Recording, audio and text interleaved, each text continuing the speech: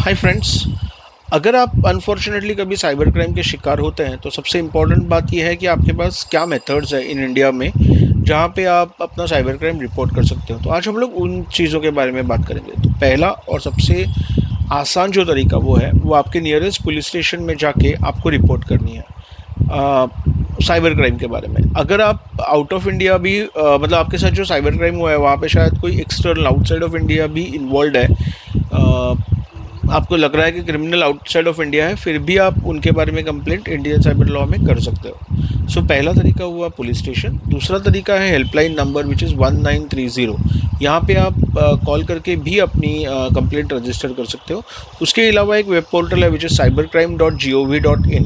यहाँ पे भी आप लॉगिन कर सकते हो और अपनी इन्फॉर्मेशन कंप्लेंट लॉग कर सकते हो।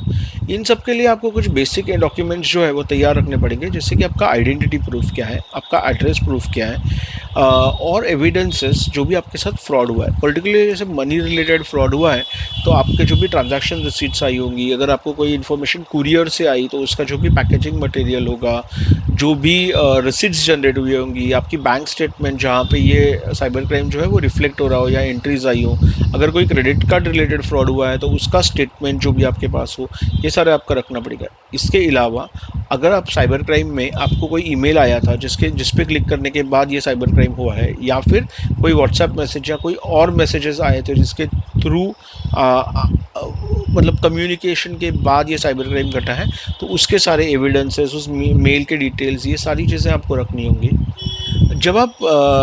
जब आप ये कंप्लेंट लॉग करोगे ऑन द पोर्टल cybercrime.gov.in पे, तो क्या होता है, एक एक्नॉलेजमेंट नंबर जनरेट होता है आपके लिए आपकी कंप्लेंट का, और फिर आपकी इन्वेस्टिगेशन शुरू होती है। वहाँ पे मेनली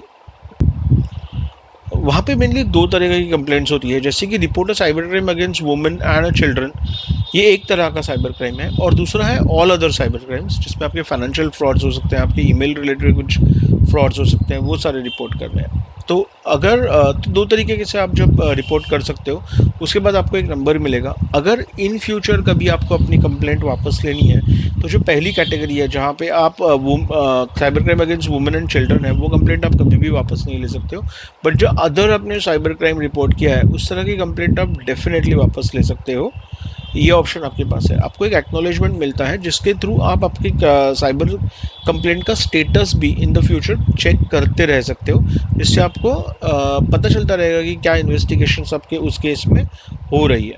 और ये बहुत इंपॉर्टेंट है, जब भी आप अपने बैंक से फॉलोअप करोगे और रिलेटेड टू फाइनेंशियल ट्रांजैक्शंस, तो ये कंप्लेंट होना आपके लिए बहुत ज़रूरी है।